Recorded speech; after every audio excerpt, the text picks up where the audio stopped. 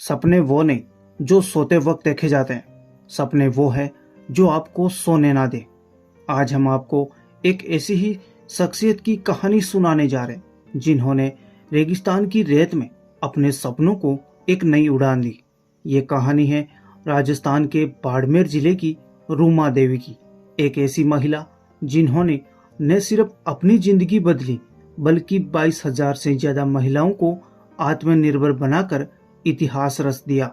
एक ऐसी महिला जिन्होंने 8वीं कक्षा के बाद पढ़ाई छोड़ दी लेकिन हार्वर्ड यूनिवर्सिटी तक अपनी छाप छोड़ी। तो चलिए इस प्रेरक यात्रा की शुरुआत करते हैं जो साबित करती है कि अगर हौसला हो तो कोई मंजिल असंभव नहीं। साल 1988 में राजस्थान के बाड़मेर जिले के रावतसर गांव में एक साधारण जाट परिवार में रूमा देवी का जन्म होता है। उनके पिता खेताराम और मां इमरती देवी एक गरीब किसान परिवार से थे। रूमा की 7 बहनें थी और उनकी जिंदगी शुरू से ही चुनौतियों से भरी थी। मात्र 4 साल की उम्र में रूमा ने अपनी मां को खो दिया। उनकी मां की मृत्यु गर्भावस्था के दौरान अपर्याप्त चिकित्सा सुविधाओं के कारण हुई। जब रूमा का छोटा भाई जन्म लेते ही दुनिया छोड़कर चला गया। इस दुखद घटना ने छोटी सी रूमा को झकझोर दिया। मां के जाने के बाद रूमा के पिता ने दूसरी शादी कर ली और रूमा को उनके चाचा चाची के पास भेज दिया। गरीबी और संसाधनों की कमी ने उनके बचपन को और ज्यादा कठिन बना दिया।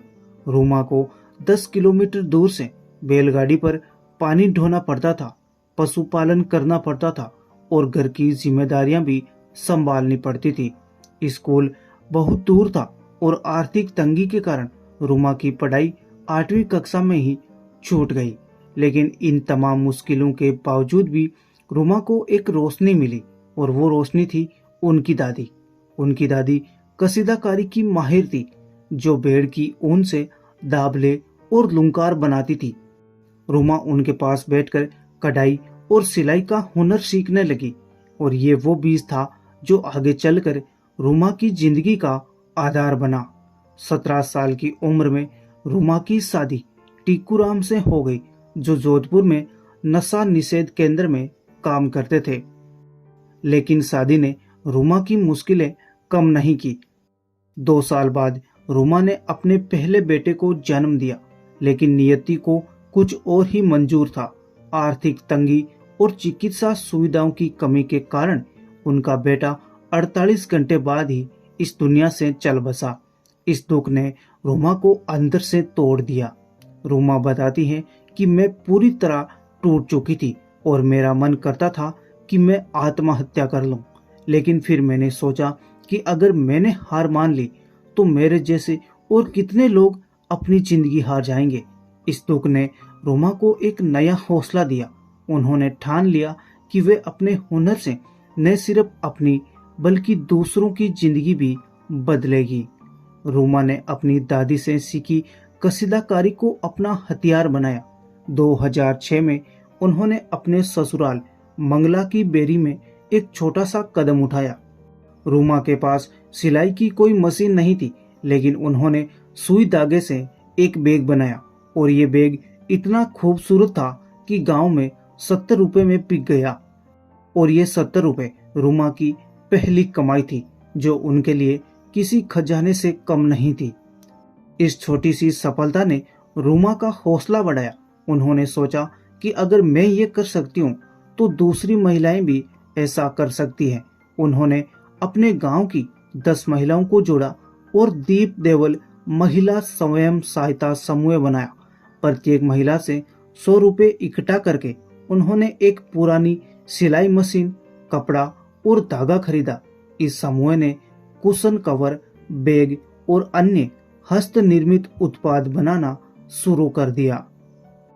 2008 में रूमा की जिंदगी में एक बड़ा मोड़ आया जब वो बाड़मेर के ग्रामीण विकास एवं चेतना संस्थान GVCS से जुड़ी। इस संस्थान ने महिलाओं को स्वरोजगार के लिए प्रोत्साहित किया। रूमा ने अपने समूह के साथ संस्थान के अध्यक्ष विक्रम सिंह से मुलाकात की और अपने काम के सैंपल दिखाए। उस संस्थान ने उन्हें पहला ऑर्डर दिया, जिसे रूमा और उनकी सहेलियों ने रात भर जाग कर एक दिन में पूरा कर दिया। उनकी मेहनत और जुनून ने सभी को प्रभावित किया। 2010 में रूमा को इस संस्थान का अध्यक्ष नियुक्त किया गया। उनकी लीडरशिप में समूह ने बाड़मेर, जैसलमेर और बीकानेर के 75 गांवों में अपनी पहुंच बनाई। रूमा ने महिलाओं को कांता सिलाई, पेचवर्क और कढ़ाई की ट्रेनिंग दी। उनके उत्पादों ने स्थानीय और विदेशी पर्यटकों का ध्यान खींचा और धीरे धीरे उनकी पहचान बढ़ने लगी। रूमा का सपना अब बड़ा हो चुका था। 2010 में उन्होंने दिल्ली के रफी मार्ग पर अपनी पहली प्रदर्शनी लगाई, जहां उनके उत्पादों को खूब सराहना मिली। लेकिन असली सफलता 2016 में आई, जब राजस्थान हेरिटेज वीक में उनके पहले फैशन शो ने सबका ध्यान खींचा। रूमा ने घूंघट में रैंप वॉक किया और उनकी राजस्थानी वेशभूषा ने दर्शकों का दिल जीत लिया। रूमा ने अपनी कला को अंतर्राष्ट्रीय मंचों तक भी ले गई। जर्मनी के टेक्सटाइल शो में जब रूमा ने सुई धागे से अपनी कसीदाकारी का प्रदर्शन किया, तो विदेशी डिजाइनर भी दंग रह गए। उनकी साड़ियां, कुर्ते, बेडशीट और bag London, Singapore, Sri Lanka, Thailand और अमेरिका के फैशन वीक्स में छा गए। 2015 में लेकमे फैशन वीक में उनके डिजाइन ने राष्ट्रीय स्तर पर ख्याति दिलाई। रूमा कहती है कि मेरा पारंपरिक पहनावा और बाड़मेर की कला ने मुझे वो बनाया जो मैं आज हूं। कोरोना काल में रूमा ने अपनी वेबसाइट shop.directcreate.com की शुरुआत की, जिसके जरिए उनके प्रोडक्ट ऑनलाइन बिकने लगे। आज उनके संस्थान का सालाना टर्नओवर 1.5 करोड़ रुपए से ज्यादा है। रूमा की सबसे बड़ी अचीवमेंट है 22,000 से ज्यादा महिलाओं को आत्मनिर्भर बनाना। उन्होंने बाड़मेर, जैसलमेर और बीकानेर के 75 गांवों में सेंटर स्थापित किए, जहां महिलाओं को हस्तकला, सिलाई, डिजाइन और वित्तीय साक्षरता की ट्रेनिंग दी जाती है। इन महिलाओं की आय 3,000 से 10,000 रुपए प्रति माह तक हो गई, जिसने उनके परिवारों की जिंदगी बदल दी। लेकिन शुरू में तो पुरुषों ने महिलाओं के काम करने का विरोध किया, लेकिन रूमा ने हार नहीं मानी। उन्होंने गांव-गांव जाकर पुरुषों को समझाया और महिलाओं को अपने साथ जोड़ा। आज उनकी मेहनत ने उन सामाजिक रूढ़ियों को तोड़ा और उनकी महिलाएं आत्मविश्वास के साथ अपने परिवारों का सहारा बन रही हैं। रूमा ने एक रूमा देवी फाउंडेशन की स्थापना की, जो प्रतिभाशाली बच्चों को छात्रवृत्ति और पुरस्कार देता है। उनकी अक्षरा योजना के तहत 50 होनहार युवाओं को कला, खेल और शिक्षा में सम्मानित किया जाता है। रूमा सामाजिक कार्यों में भी एक्टिव है, जैसे बालिका भ्रूण हत्या रोकथाम और आत्महत्या रोकथाम के लिए सेमिनार लगाना। रूमा की मेहनत और हौसले ने उन्हें कई सम्मान दिलाए। 2018 में राष्ट्रपति रामनाथ कोविंद ने उन्हें नारी शक्ति पुरस्कार से सम्मानित किया, जो भारत में महिलाओं के लिए सर्वोच्च नागरिक सम्मान है। 2019 में रूमा कौन बनेगा करोड़पति के कर्मवीर एपिसोड में अमिताभ बच्चन के साथ नजर आई, जहां उन्होंने 12.5 लाख रुपए जीते। उसी साल उन्हें designer of the year award मिला। 2020 में रूमा को हार्वर्ड यूनिवर्सिटी की 17वीं इंडिया कॉन्फ्रेंस में पैनलिस्ट के रूप में इनवाइट किया गया। एक 8वीं कक्षा ड्रॉप आउट महिला के लिए ये एक गर्व का पल था। हार्वर्ड ने उनके बेटे लक्षित को शिक्षा का प्रस्ताव भी दिया। इसके अलावा श्रीलंका सरकार ने उन्हें शिल्पा अभिमानी अवार्ड और अमेरिका ने सफोक काउंटी एग्जीक्यूटिव सम्मान से नवाजा।